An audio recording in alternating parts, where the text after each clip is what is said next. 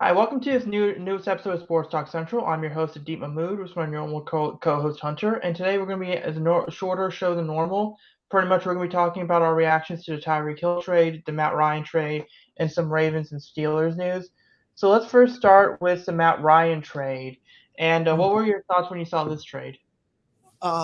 It makes sense for the Colts, I think.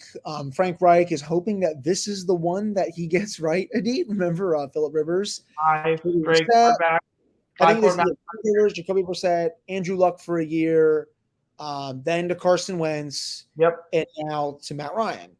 I think Ryan is good enough to get them to the playoffs. I don't think, I think that's fine to argue.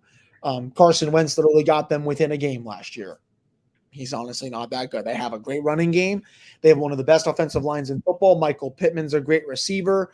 They have a couple other really good weapons out there. I know T.Y. Hilton is not what he once was, but he's still a pretty good option. Tight end wise, they have. I'm blanking on the name. Is it Doyle's? No, I think Doyle retired. It That's might be right. Mo Alley Cox. Mo Alley Cox Yeah, might be you're talking about. yeah. And Reich is a good offensive coach. I feel like with the right quarterback in place, he can get them there.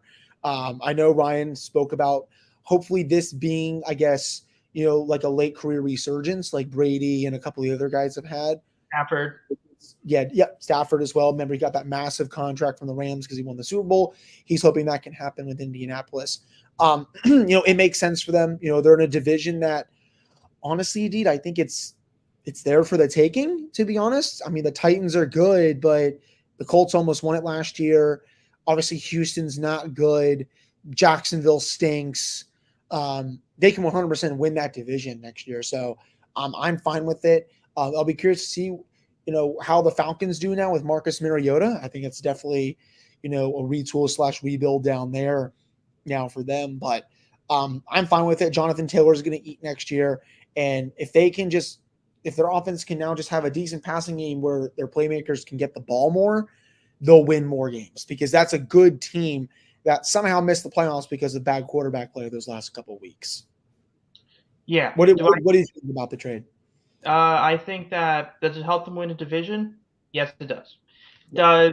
Do they have a good offensive line? They have a good tight end, Mo Alley Cox. I think that if they were able to get a second one, like a Trey McBride in the second round, or someone like him, or someone like James Mitchell, or there's a guy from Ohio, Jerry Ruckert, or one of those guys, that'll be great. They definitely need a receiver. There's a guy by the name of Julio Jones. I'm pretty sure Matt Ryan's familiar with him a little bit, but he's a guy they could target. Jarvis Landry is a guy they could target. The Colts have the cap space for it. They definitely have a good defense. They have a good offensive mind. Here's the problem: the Colts play in the AFC, Yeah. so that's the other thing. So it is a needle mover in the sense that it does improve their teams, and obviously, its best way to make the playoffs is to win your division. And right now, I think the Colts should be considered the favorites in the AFC South. But uh, that only gets you to the playoffs. We don't know. That only gets you to the door. To go past the door, you need to get through Bills. You need to get to the Ravens. You need to get to the Chiefs, which we'll talk about. Tyreek Hill. The other teams in the AFC West. All those other teams. The AFC is going to be a gauntlet for whoever gets to the Super Bowl. Like they have to be considered the favorites. Like that's how brutal. It's like all the Yes. talent in the NFC migrated to the AFC, and that's my main thought was that one. And then on the Marcus Mariota stuff, I mean Marcus Mariota is familiar with Arthur Smith because you got to remember he was in Tennessee. He was the quarterback before they moved on Good from call. to Tannehill. So I think this could be interesting, like seeing what that team is looking like. The only thing I will say is looking back at what they did with Tennessee. I don't know who's the is Cordell Patterson the running back for the Falcons, or is it someone else? I think he was last year. If I want to double check. Because that's the thing. Yeah, Because he was. He had almost 700 yards last year with 6 touchdowns on 150 carries, and receiving wise, 548 yards and 5 touchdowns. So, he's He can run and catch the ball for them. Yeah, no, I think if I'm the Falcons, you have a mobile quarterback in Mariota. You have we'll see what the receive. They don't have receivers. They don't have a tight end because Hayden Hurst moved over. Oh yeah, they had tight end Kyle Pitts, but Hayden Yes. Hurst moved on to Cincinnati for a year. So it's going to be interesting. I think that Mariota's athleticism can help. I think that Matt Ryan is not what he wants. Like, he's not the most athletic guy. I think we'll see what happens when you have that other type of quarterback there. Now, which means I don't think the Falcons are going to be any better. Now, if they were to drop to Malik Willis, I think they're still in the quarterback market. I think that a Drake London could be a possibility for them in the first round. I think a Chris Olave or a Garrett Wilson. I think that's if I'm the Falcons, I am leaning in that direction, especially if you're not going to have Calvin Ridley for a year. So with the Falcons, it really depends on all of that. Now the AFC South, I mean Jacksonville isn't going anywhere. I mean there's that report that came out that they have spent the most amount of money in free agency in the last 10 plus years, and they've lost the most amount of games compared to most teams in the 10 most years. So Wow. Almost like there's a correlation there. spending money isn't really there. But I mean, the Texans are a dumpster fire. I don't know what's going on with that team. And then the Titans, I don't know where they are. I mean, obviously they had the number one seat last year. They had a really Yeah. good run game. Uh, we'll see. Robert Woods traded to the Titans. That's going to really help him. I think he's going to play a bigger part. He's going to put up better numbers than I did see that. Yeah, that was a good trade for them. Tannehill needed another option there with Julio Jones leaving. But I think he was kind of misused a little bit in Los Angeles, if I'm not mistaken. He was used. I don't know if he was used correct. I don't know how Misused. Yeah, sorry. Yeah, I don't know how big he was used, but I mean, it's gonna be pretty interesting on AFC South. I mean, the Falcons are in a rebuild. Mariota's the perfect bridge quarterback for them. Yeah. But yeah, like look out for them to potentially Yeah. draft a quarterback or a I was Ritter. would not be surprised if they look to draft a quarterback with where they are. I think they pick in the top 10 this year. And they picked eighth. Yeah, would not be surprised if maybe they go for Willis or Pickett there. I'm just happy that they hopefully they go offense because there's some good pass rushers that are going to be made available at 14 for Baltimore and Atlanta's a place. Yeah, Atlanta's a place I could have seen them going pass rush. I don't see them going after this trade. I mean, let's go out and then let's talk about the big one. Tyreek Hill, he gets traded to the Miami Dolphins. This was a quick trade because we heard this in the morning. Yeah, very quick. I mean, what was your thoughts on Tyreek Hill getting traded? I just didn't see it coming. I think that was my main thing, was that it was just so out of left field. Their contract talks stalled. Obviously, he wanted more money than the Chiefs were going to pay him. That's whatever. It was funny. He did at his press conference. He's like, "Yeah, I always wanted to go to Miami," basically taking a shot at the Jets because they always have shots taken at them. I think the Jets offered a couple of second-round picks plus some other futures for Tyreek Hill. What the Dolphins offered is insane to me. You're giving up 3 of your first 4 picks in this year's draft, and you're not even a contender this year. It reeks of desperation from a desperate owner who wants to win. They have good weapons. That's fine. But it's all Tua now. He has no excuse. Before you continue, if Flores didn't come out with that acquisition, do you think the Dolphins get this desperate and go after Tyreek Hill, or do you think that they would go after Tyreek Hill regardless of whether they're I think they will go after Tyreek Hill regardless, to be honest. Yeah, because I just thought there was a correlation of your integrity to win is being challenged. So let's go and be desperate and go after the big name receiver. That's why I brought it up. Yeah. I mean, it's just they're just desperate. But again, you have Tua has all the weapons in the world now. Devontae Parker, Mike Gesicki, Tyreek Hill, a great running. Waddle. Yeah, Jalen Waddle, of course, a great running game with Mike McDaniel. Yep. Mike McDaniel's coaching that. Chase Edmonds and Raheem Mostert as your running back. Yeah, there it is. Yeah, Chase Edmonds, Raheem Mostert. There are no excuses for him now. If he doesn't do it this year, they got to start over. Um, there's a lot of great weapons for that team.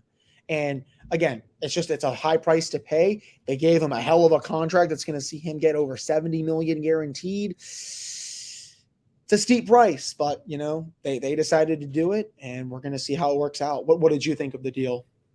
My first thought is I've heard from many people that the cap is cap, that the salary cap isn't real, and do you Well, really? And this and Tyreek Hill getting traded kind of proves that there is a salary cap. That was the first thought because if you think about it, there are three people in Kansas City right now that well before right. There are three people in Kansas City. You make as much room as possible to keep. That's Patrick mm, Mahomes, Travis Kelsey, and Tyreek Hill. Like if it was Tyrann Mathieu, yeah, you let him walk.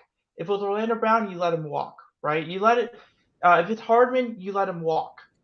So the fact that they traded Tyreek Hill kind of shows the weight of that salary, like pushing back all those contracts, pushing back all that guaranteed money into the future does have its consequences. And look, my first thought, look, it's a joke, but look, look, it seems like Mahomes forgot about the Patrick price.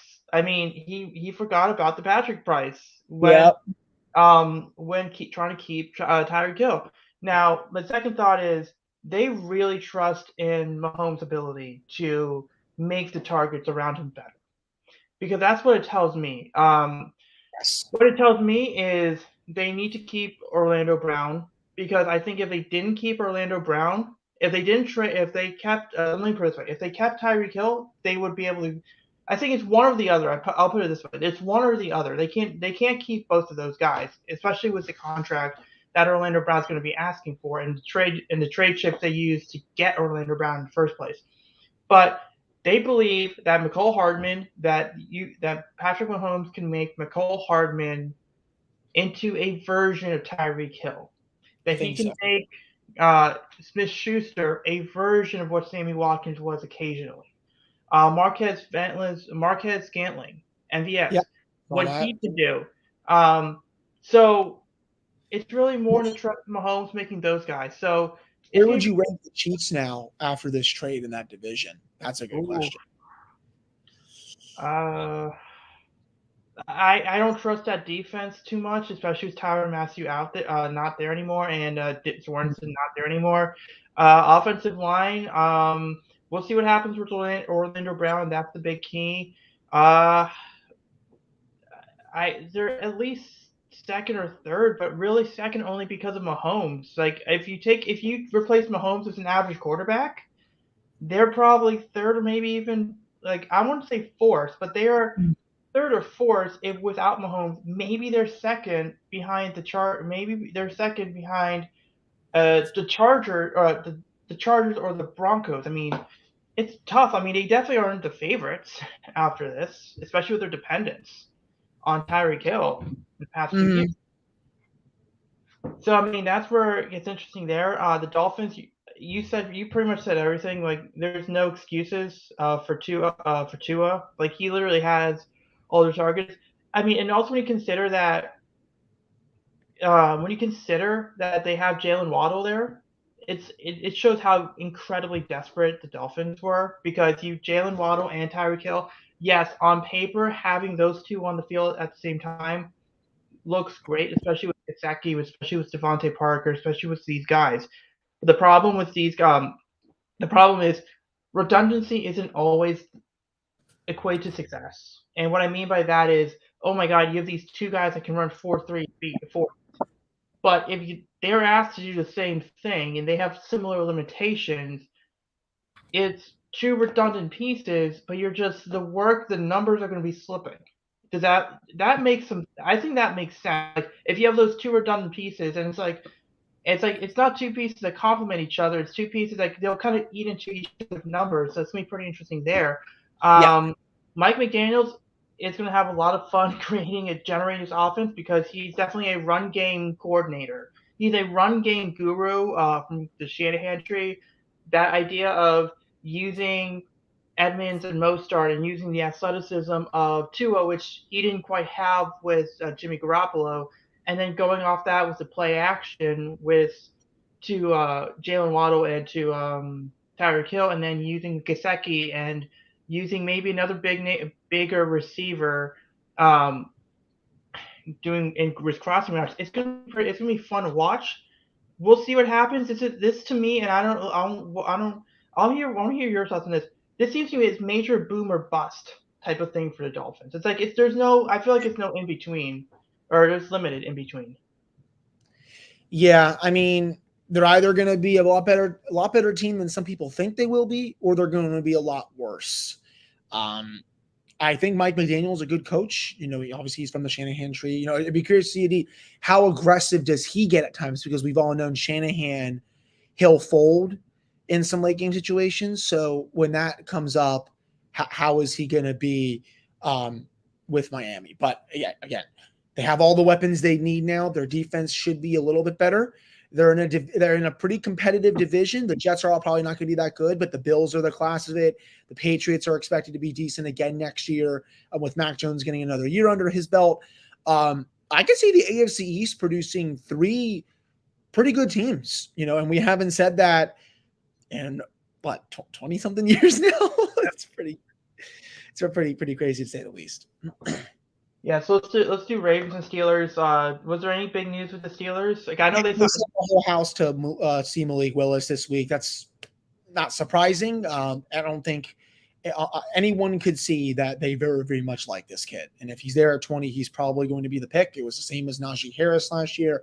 Though to get Willis, they would have to trade up. I think there's a pretty good chance that they might, because they did this for Devin Bush in the past. I know it's a different position, but they've shown that they're willing to be aggressive for the right player if they believe he is a good fit for the team and the system. So, but we'll Giants have to see. one of their first round picks. I could see that happening. Yep, the Eagles are also at 15 and 16. Could the Steelers trade up for there potentially? Maybe up to number 10 again if they wanted to. But it's going to be tough. Kevin Colbert basically said today to the media that they have basically all their starter positions filled except the strong safety. Please go out and somehow get Tyrann Mathieu. I would absolutely love that. Playing him next to Minkah Fitzpatrick would make for a pretty dominant safety tandem, to say the least, even though Minkah has to get paid. I think that says to me that they think Stephon Tuitt is going to be back next year, which will be huge. They still have a need at wide receiver, I think.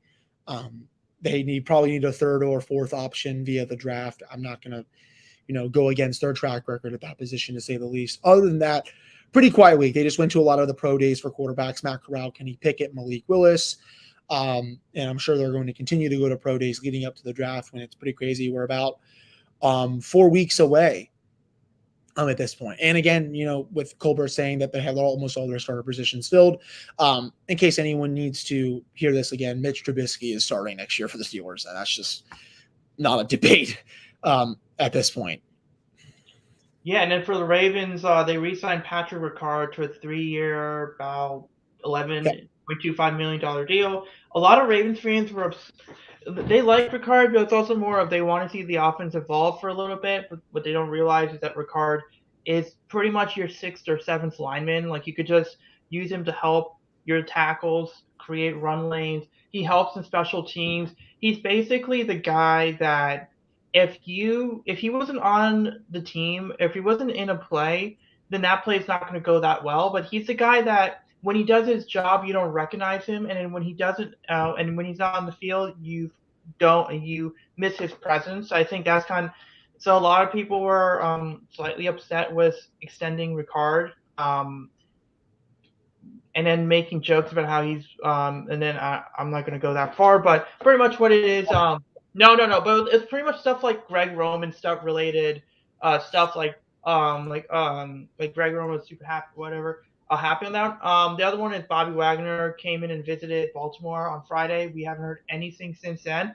I saw the Michael Pierce signing too, if I'm not mistaken. Yeah, Michael Pierce, he made it official this week. 3-year, $15-ish million deal. Yeah. A 3-year, $15 million. It's a pretty good deal. Good nose tackle, younger than Brandon Williams.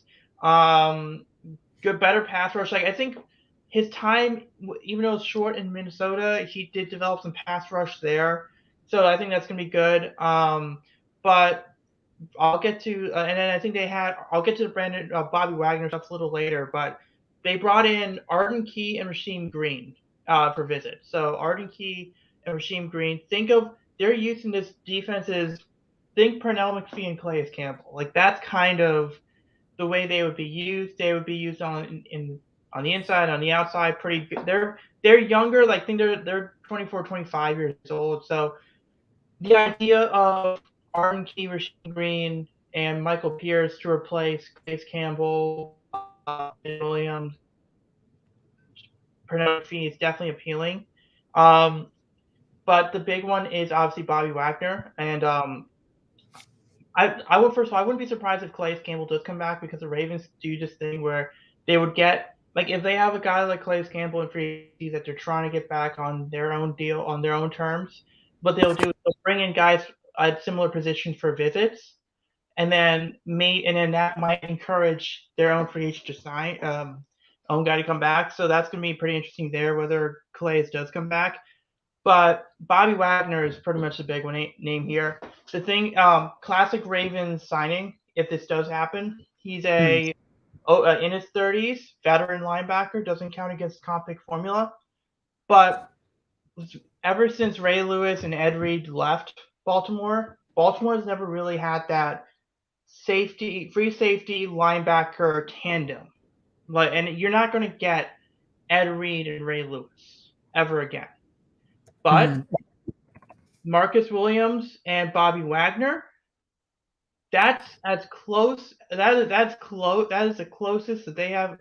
If this does happen, that is the closest that they have been to getting that combo again.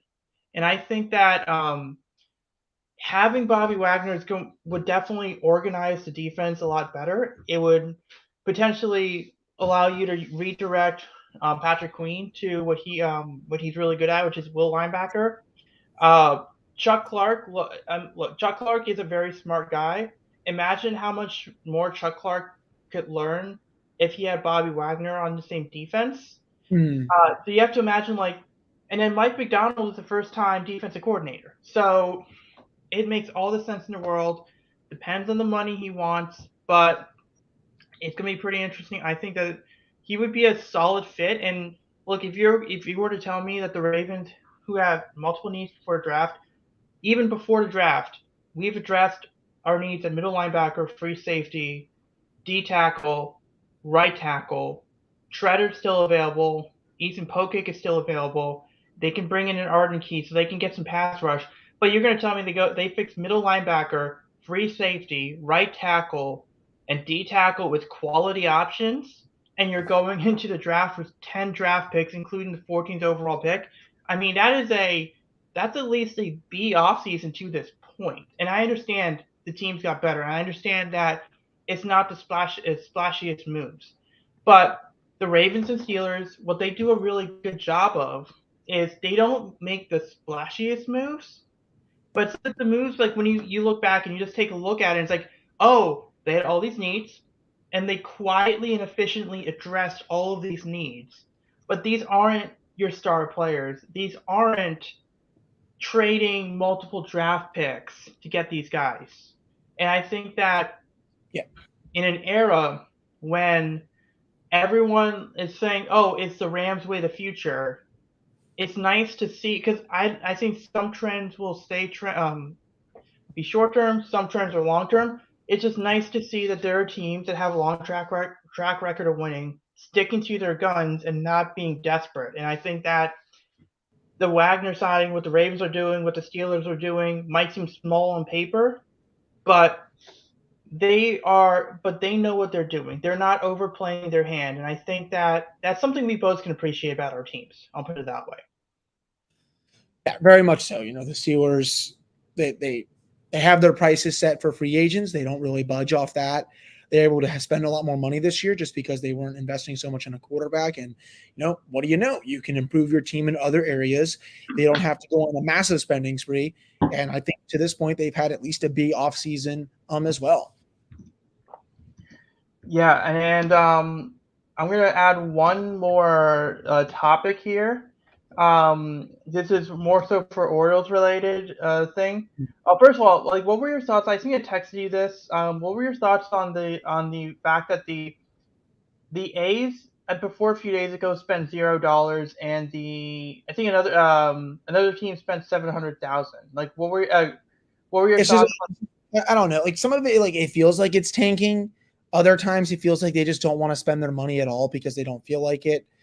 Um, I still think it's a problem in baseball, D. That's just my opinion. There needs to be a floor for teams that spend. I feel like you can't just what I saw the other day, what you sent me, that I don't think that's okay in any sport. You need to at least try to field a competitive team out there. And the Orioles payroll is going to be closer to 40 million, 42 million once the final arbitration stuff Yeah. comes out. So the Orioles payroll isn't going to be at 30 like it is. Like I said, I think they need to spend more money, but still, 30, like that's it's a little bit of misnomer. And then also the A's trading some of their picks, trading some of their guys, and not spending money until Jet Lowry. But it kind of gets me to this point here. So there's an article that came out that Trey Mancini, the more than likely Trey Mancini is not going to be a part of the Orioles at the end by the start of next year by opening day 2023. Trey Mancini will not be a part of the Orioles. Let me say this, then it's fine. Like, let's be honest here about Trey Mancini. Mm. He is a first base / DH for the Orioles. He is Nick Markakis back in 2012 because the Orioles weren't good for a few years, but Nick Markakis was there as someone that the fans could connect to. Trey Mancini is the same person. He is a first base DH. And the thing is, when you look at the Orioles farm, and Dan Connolly put this in an article, he basically said you have to be prepared for the fact that the Orioles, like, first of all, they said there's a chance the Orioles could trade Mancini before the season starts. I don't see that happening unless it's like a Mancini goes to the Padres for Eric Hosmer, another prospect, but he's a trade deadline guy to look out for. I think if he has a good season, he's traded in July. I don't think they extend him. They haven't really given him extension talks. Let's make this point clear. And just a matter of fact, a lot of people were upset that the Orioles were 400,000 difference between him and like in arbitration.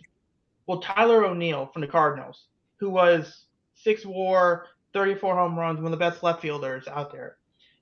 The Cardinals were about 700 to 800,000 difference between him and the Cardinals. So I don't see Mm. people complaining about that. People aren't complaining about that, but they're complaining about Mancini. But Yeah. here's the thing: Trey Mancini is replaceable. He's good, but the Orioles can use that DH first base spot for another guy, a Heston Kjerstad in the future, a Tyler Nevin in the future, a Kyle Stowers, a Robert Newstrom. That spot there is like that flexible DH, another position spot, and the Orioles have so many prospects coming up that one of those guys could fill that spot. So if you wanted Kobe Mayo and Gunnar Henderson and Jordan Westberg all in the same line, and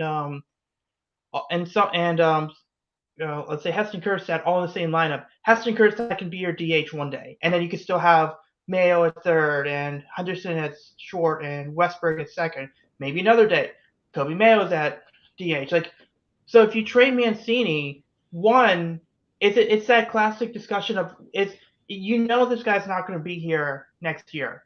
Is it better to get nothing back from him, or is it better to get back something for him? And then the second thing is you're going to if these prospects turn out to be good, one of these guys is going to step up in that role. And as great as Trey Mancini is, he's he's in that weird spot, and I think it's just fans need to calm down on this stuff and understand that you might be attached to players, but these guys aren't here for long term. Like, they were fans upset about losing Hanser Alberto. I've always thought, Hanser Alberto, have a good 1 or 2 years. We'll see you in the future. Renato Nunez, have a good 1 or 2 years. We'll see you in the future.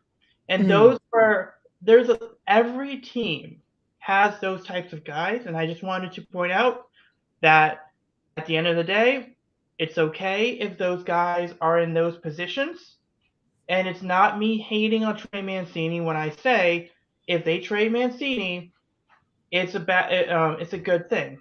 I'm fine with it. I'm fine if we keep him. I like the guy, but it's okay to say that this guy was great for us in the past few years. His value is not, but he won't be here for next year. So, 2023. So, I just wanted to point that out because there's a lot of hysterics on that, and I'm pretty sure Nationals fans, like as a Nationals fan, you've seen other Nationals fans have thoughts on other guys, like maybe an Ian Desmond or at points Ryan Zimmerman on they could be gone in a year or two, and you have to get used to not seeing Ryan Zimmerman or Desmond or Jason no, or Worth or all those other guys Jason. or Harper, right? Like you have to accept some of the facts that these guys aren't here. All right, so we'll be back next week, hopefully with some more um, news. But next week we're going to be doing a preview of the baseball season, what we expect for both of our teams and what we expect overall. And we'll see you next Saturday if everything works out Yep. around 2 o'clock. Yeah, should be next Saturday or Sunday. We'll coordinate, of course. Right.